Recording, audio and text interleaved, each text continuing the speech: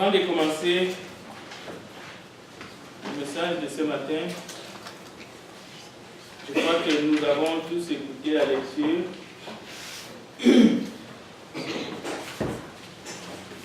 Lesquels parmi vous, ici ce matin, accepteraient que les gens se moquent de lui? C'est-à-dire, il a commencé à bâtir un tour où nous avons commencé à bâtir un tour et tout d'un coup, la construction s'arrête. Les gens se moquent. Ils ont commencé, le voilà. Ils n'ont pas calculé et puis c'est inachevé. C'est par cette réflexion-là que le Seigneur nous parle ce matin. Cela veut dire que nous ne sommes pas ici, l'Église, ce n'est pas, ne se réunit pas parce que nous voulons faire les bénéfices. Le but de nos rencontres, ce n'est pas de faire du profit. Mais parce que nous sommes une communauté, nous sommes organisés et nous avons des relations les uns les autres. Et nous avons des projets. Et nous faisons un travail commun, qui est le travail de Dieu. Parfois, nous péchons en essayant d'occulter certains sujets. C'est-à-dire, on n'en parle pas, parce que sinon ça va déranger.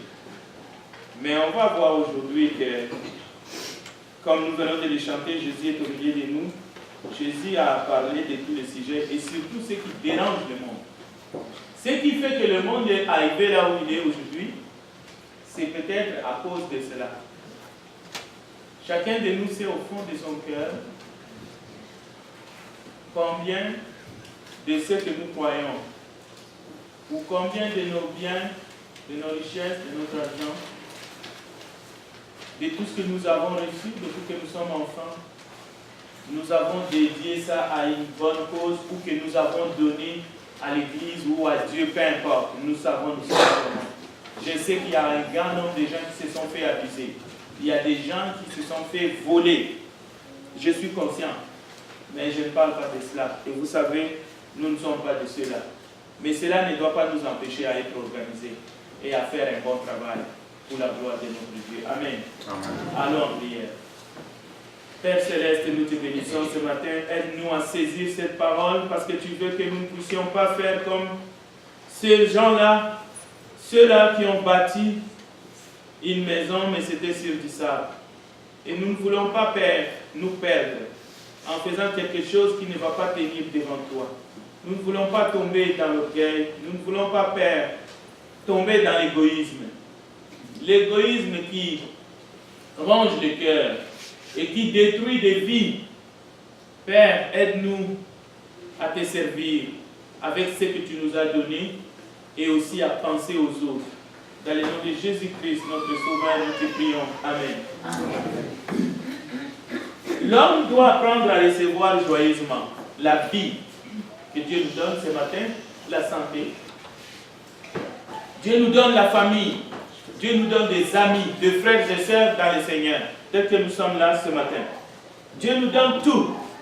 Et nous devons apprendre à recevoir joyeusement. Souvent, nous pensons que tout est indu. Dieu nous donne le souffle de vie. Même si nous avons essayé de mettre dans ces sermons quelques images de papier de banque, loin de là. Ce n'est pas le message, ce n'est pas l'argent, l'argent, l'argent, l'argent. Non. Mais quand même, l'argent fait partie de notre vie. On ne peut pas l'ignorer, on ne peut pas l'oublier. Comment est-ce que nous fonctionnons réellement? Si quelqu'un ne sait pas fonctionner dans les relations, dans les choses que Dieu nous donne, dans la vie, la nature, tout ce que Dieu nous donne, eh bien, il va agir la même chose dans la gérance de ses biens et même dans la gérance de son argent. C'est pour cela qu'il y a du gaspillage. Il y a des gens qui gaspillent. Il y a des gens qui sont devenus des millionnaires un jour parce qu'ils ont gagné au loto et un jour ils redeviennent pire qu'ils étaient étaient avant, c'est-à-dire pauvres, même ils n'ont même pas un linge, parce qu'ils ont tout gaspillé. N'importe qui peut gaspiller. Mais est-ce que Dieu prêche le gaspillage? Est-ce que nous venons à l'église pour apprendre à gaspiller notre santé, nos vies, notre argent, nos richesses, nos amis, nos connaissances, même notre travail?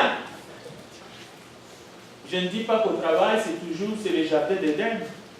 Il y a des travaux qu'on doit laisser parce que nous ne sommes pas les bienvenus. C'est pour ça qu'il y a des syndicats d'ailleurs, mais qui complotent avec ceux qui ont l'argent contre les travailleurs et les travailleuses. Mais nous ne sommes pas dans ce domaine. Revenons sur terre. Pensez à l'œuvre de Dieu. L'œuvre de Dieu, c'est ton voisin, c'est ton prochain, c'est ta soeur, c'est ton frère.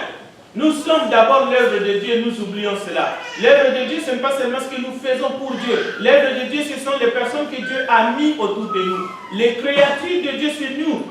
Ton esprit, ton âme, ton corps, ton voisin, c'est ça l'œuvre de Dieu. Ce n'est pas seulement la nature et les animaux que Dieu nous a donnés. L'œuvre de Dieu, c'est nous-mêmes, c'est vous-même. Nous avons confondu l'œuvre de Dieu avec les matériels, avec peut-être l'argent que nous avons, nos comptes en banque. Et nous pensons que c'est avec cela que nous allons faire l'œuvre de Dieu. Mais il faut avoir une bonne façon de voir par rapport à la parole de Dieu. Nous venons de lire un texte merveilleux. Une bonne réflexion. Voici ce que le sage a dit. Ne me donne ni pauvreté ni richesse. Accorde-moi seulement ce qui m'est nécessaire pour vivre. Car dans l'abondance, je pourrais te régner. Et dire, qui est l'Éternel? Ou bien, pressé par la misère, parce que la misère presse les hommes et les femmes, même les enfants, les nouveau-nés. Pressé par la misère, je pourrais me mettre à voler et déshonorer ainsi mon Dieu. Il y en a qui renient Dieu parce que ils n'ont pas assez, selon eux, pour vivre, ou ils sont dans la misère. Mais il y en a qui sont dans l'abondance aussi, qui disent, mais qui est Dieu? Qu'est-ce que Dieu peut faire pour moi? J'ai tout ce qu'il faut pour nourrir tout un pays. Et il y en a qui se proclament Dieu eux-mêmes. Dans l'ancienne alliance, il y avait une loi. Mais dans cette loi, il y avait plusieurs lois en même temps. Il fallait donner des dîmes. Dieu avait demandé à son peuple Israël de donner de plusieurs façons. Pour que dans la maison de Dieu, il y avait le temple, qu'il ne manque pas de la nourriture. Et que ses serviteurs ne manquent pas de la nourriture. Alors un juif donnait la dîme, qui est la plus connue, c'était 1/10 de ton revenu. Imaginez tout ce que tu as dans un mois, ou dans une année, ou dans 6 mois. Tu dois donner 10%. Le reste, Dieu te dit, bah, gars, tu peux vivre avec, tu peux faire la fête avec tes amis, ainsi de suite. Donc Dieu était généreux avec son peuple. 1/10, 10%. Alors, lorsque les Juifs, vous comprenez bien, je dis, lorsque les Juifs allaient au temple et qu'ils donnaient les 10%,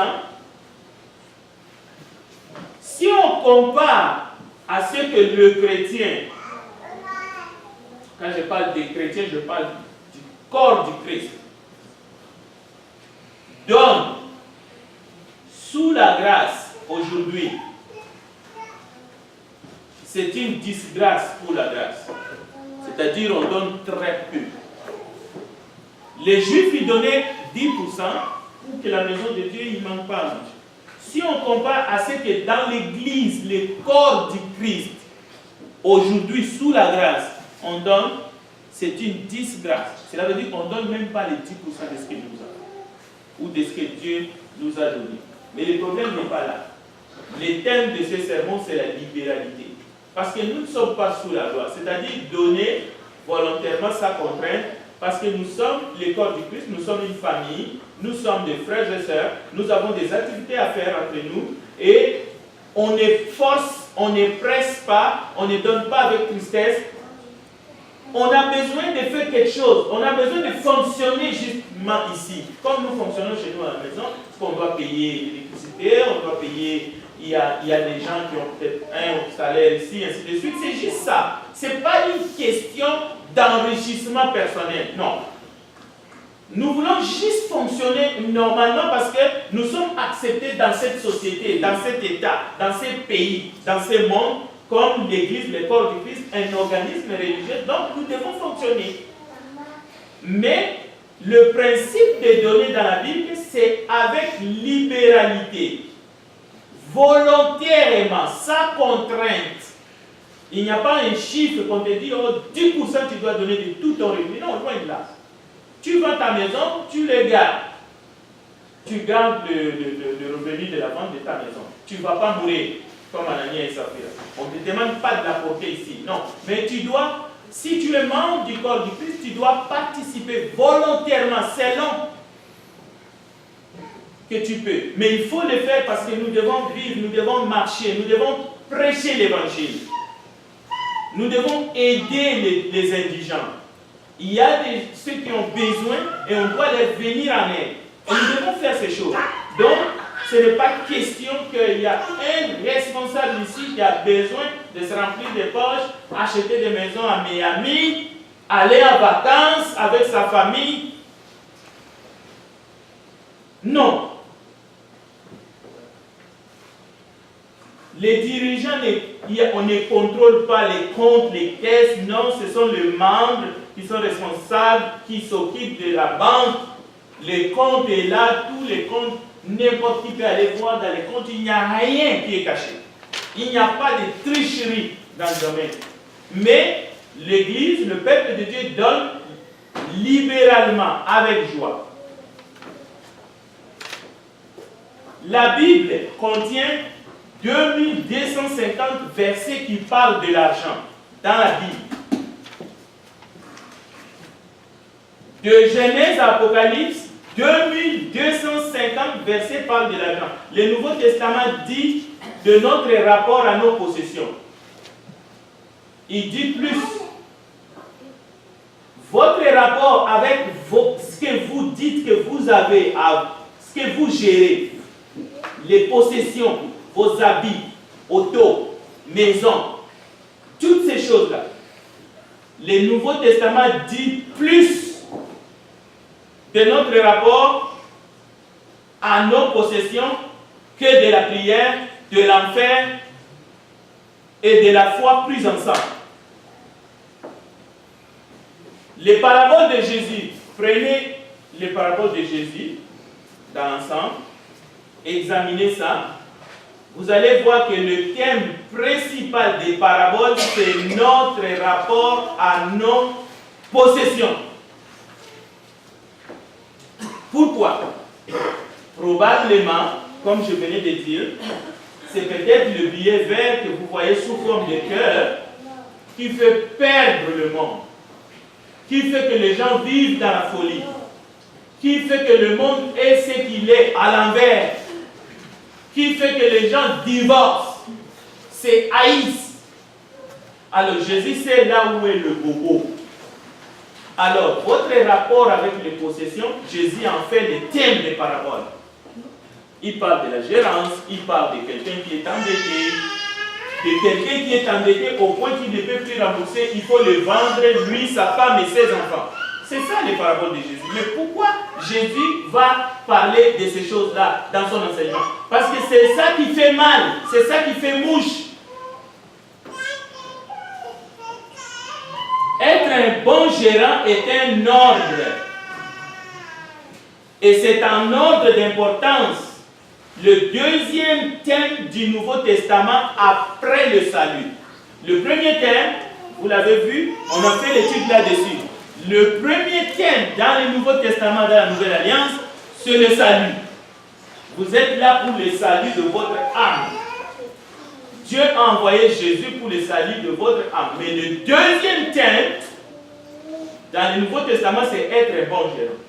Donc si tu n'es pas un bon gérant, même dans le domaine de la santé, dans le domaine du travail, dans le domaine de ton économie, toutes ces choses, tu risques de perdre ta vie spirituelle.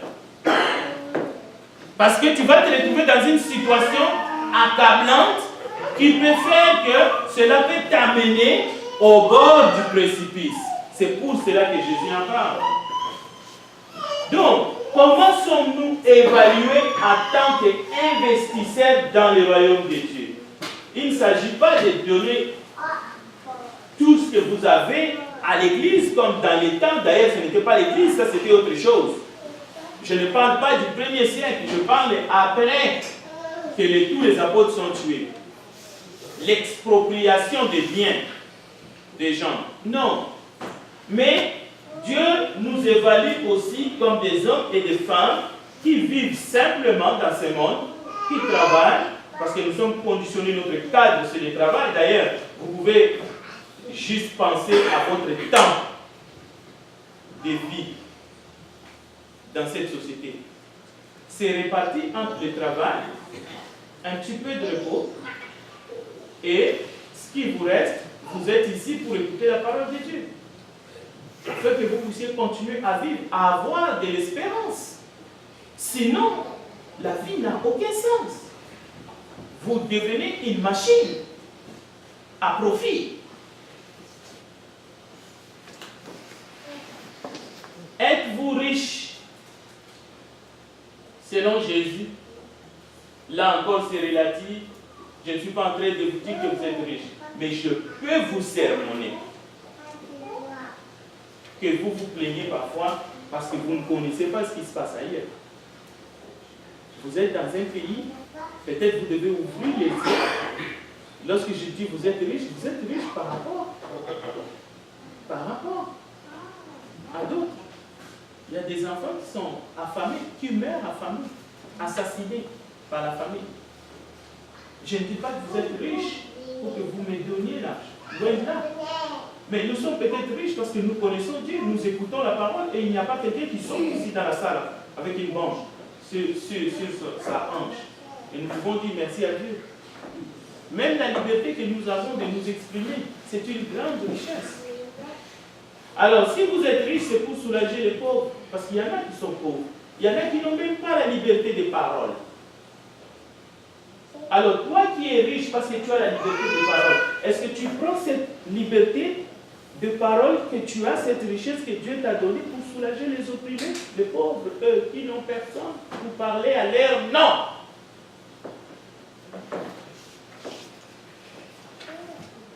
Nous ne pouvons rien les uns sans les autres.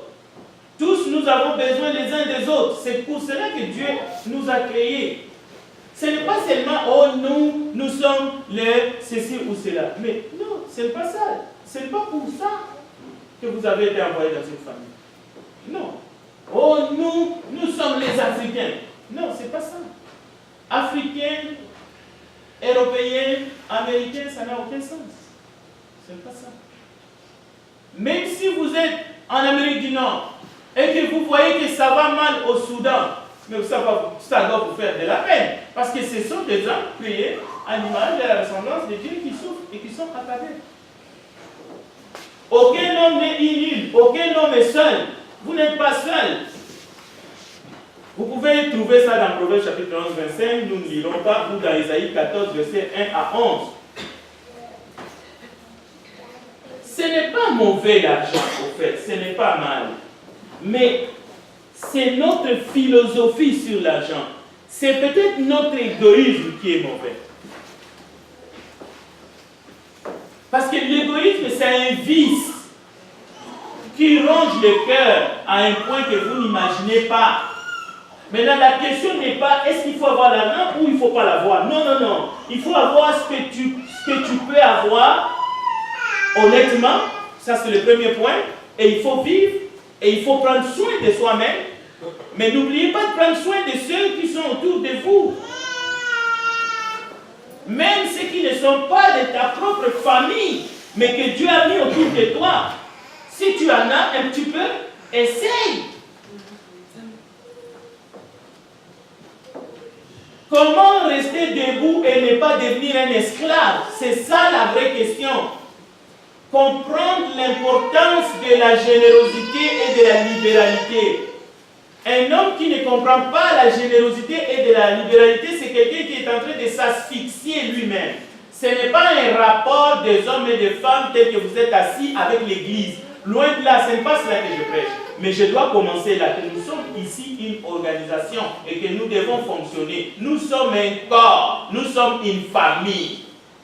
Si votre famille doit vivre, doit fonctionner, même si vous n'êtes qu'à 2 ou que vous êtes à 3 ou à 4, comment voulez-vous une communauté, une grande communauté comme ça? Comment nous pouvons fonctionner si nous ne sommes pas ensemble, si nous ne mettons pas ensemble pour essayer de réaliser un certain nombre de choses, mais dans la transparence, sans enrichir une personne? C'est ça la question.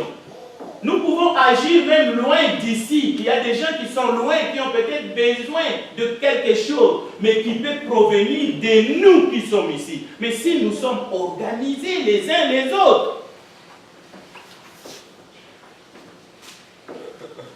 voici ce que je veux repasser en mon cœur, ce qui me donnera de l'espérance. Les bontés de l'Éternel ne sont pas épuisées. Ses compassions ne sont pas à leur terme. Elles se renouvellent chaque matin. Oh, que ta fidélité est grande, l'Éternel est mon partage, dit mon âme, c'est pourquoi je vais espérer en lui. Donc, c'est une bonne chose d'espérer en lui. Mais la question est celle-ci. Est-ce que, lorsque nous parlons, c'est des bonnes paroles qui sortent de nos bouches? Est-ce que ce sont des paroles qui consolent? Est-ce que ce sont des paroles qui encouragent? Est-ce que ce sont des paroles qui réjouissent le cœur des autres? Parce qu'il faut commencer là. Dieu n'a jamais voulu que nous soyons des distributeurs automatiques.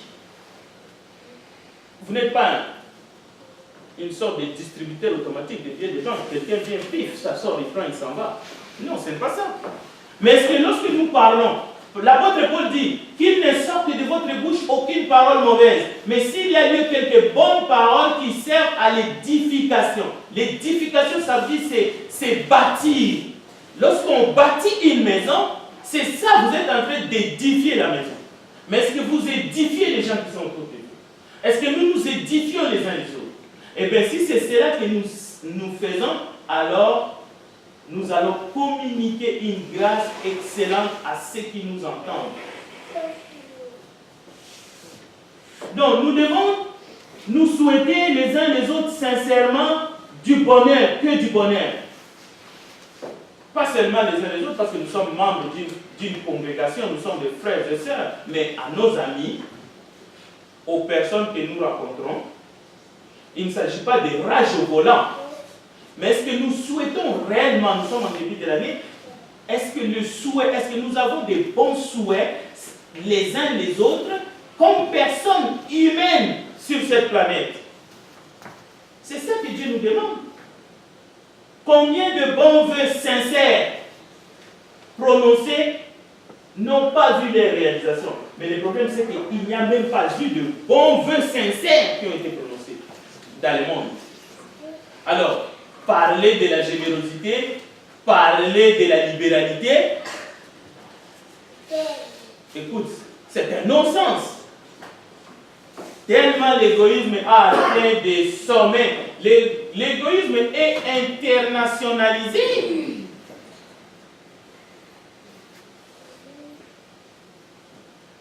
On va voir les clés du principe du trésor. Dieu nous donne ça. D'abord, chers frères et sœurs, sachez une chose. Dieu possède tout. L'univers est à lui. Votre vie est à lui.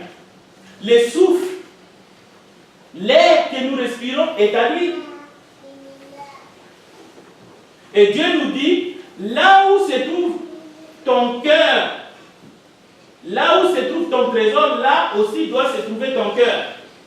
Donc, le matérialisme n'est pas un mythe. Dans les anciennes civilisations, quand on disait ça c'est un mythe, cela veut dire que cette chose n'existait pas. Il fallait aller chercher, mais un mythe, tu ne vas pas le trouver. Un mythe, il faut trouver les mythes, mettre dans la bouteille, l'apporter pour que les gens croient. Le matérialisme, c'est-à-dire nous sommes trop collés, nous sommes trop liés par les choses matérielles. Et le matérialisme n'est pas un mythe, mais il y a l'antidote, il y a le médicament contre le matérialisme. Et l'antidote du matérialisme, c'est seulement donner, être généreux. Et si tu es pris par les démons du matérialisme, cela veut dire que ton cœur est lié. Il faut que le Christ t'aide. Tu as besoin du Seigneur Jésus pour qu'il puisse te délivrer et que tu puisses devenir un homme sauvé, mais qui a un cœur généreux et sincère. Et Dieu t'accorde ce matin la prospérité de l'âme et du corps. Aussi, il le donne. Donc, Dieu peut t'aider à améliorer, Dieu peut m'aider à améliorer mon niveau de vie. C'est possible.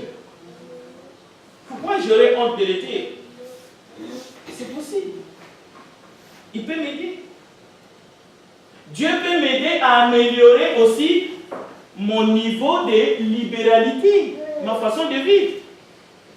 Si je vis simplement, je peux être capable de donner. Mais si je vis pas simplement compliqué, je veux de grandes choses, je veux réaliser des choses qui me dépassent, je n'aurai rien à donner. Je de grands projets qui demandent des millions, même il faut que je porte une ville comme Montréal sur ma tête. Je ne peux rien faire. Bien, voici le vœu de Dieu, nous l'avons déjà dit. Le début de chaque année, c'est le moment particulier de meilleurs vœux, de bonheur, de prospérité, de paix, de santé. Et ça, c'est évident. Mais attends. Dieu n'attend pas les jours de nouvel an pour nous rappeler ses promesses. Dieu n'attend pas le mois de janvier pour te dire ce qu'il a comme projet pour toi dans ta vie. Non. Mais beaucoup de hommes font semblant ou ça ne les préoccupe pas de savoir quel projet Dieu tu as pour moi. C'est déjà une prière. Si vraiment tu es chez toi, tu dis, Dieu, toi qui es invisible, que je ne peux voir, mais tu m'attends. Je veux que je sache quel est le projet que tu as pour ma vie. Je veux que ma vie prenne une autre orientation. Aide-moi un peu à te connaître un petit peu plus. Pour cette année qui commence, par exemple. Bien-aimé, je souhaite que tu prospères à tous égards et que tu sois en bonne santé, tout comme ton âme prospère. C'est la volonté de Dieu.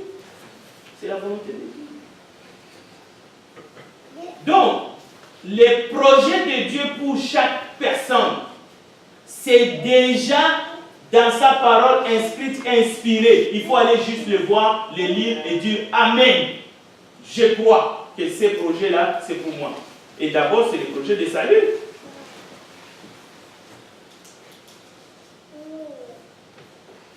Construisez un espace dans lequel l'amour de Dieu puisse devenir visible pour vous, votre conjoint, votre famille, vos amis. Est-ce que c'est possible qu'autour de vous, est-ce que c'est possible que ce soit au travail, que ce soit chez vous à la maison, est-ce qu'il est possible de construire un espace dans lequel les autres puissent voir l'amour de Dieu, que l'amour de Dieu devienne visible? C'est possible. C'est possible. C'est une question de volonté. C'est une question d'amour. Vrai. Vous pouvez vous dire vous-même, je me calme, je me calme, je me calme, et je veux plaire à Dieu. Et je veux faire du bien aux autres. Parce que si je fais du bien aux autres, ça va. Dieu va me faire du bien. C'est pour cela qu'il est écrit. Les rosaires arrosés, c'est mal interprété dans le monde. Mais c'est une parole qui vient de Dieu. C'est un prophète qui a dit ça. Et nous allons le voir. Écoutez ce que Paul dit pour ne pas nous perdre, parce que nous ne prêchons pas que la prospérité, nous prêchons le contentement. Il y a une différence entre l'évangile de prospérité et l'évangile du contentement. Mais il ne s'agit pas de se contenter de toujours moins. Nous ne prêchons pas la glorification de la pauvreté. Parce qu'il y a plusieurs types de pauvreté. Il y a la pauvreté qui est créée par les humains, et c'est ça, 9 sur 10, c'est la pauvreté que les humains ont créée. Et il y a cette simplicité, cette humilité, c'est-à-dire que vous avez trouvé quelqu'un qui a des biens vraiment, mais qui vit normalement. C'est la simplicité. Mais vous allez trouver quelqu'un qui n'a pas beaucoup. Mais il vit au-dessus de ses moyens. Et il peut se targuer d'être riche, mais en réalité, il ne l'est pas. Écoutez ce que Paul dit. Je sais vivre dans le dénuement, je sais aussi vivre dans l'abondance. C'est le secret que j'ai appris. Et nous devons savoir cela.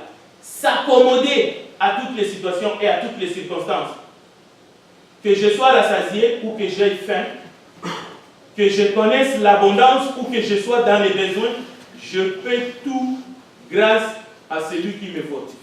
Ce n'est pas que je peux tout grâce à ce que j'ai. Je peux tout grâce à celui qui me fortifie.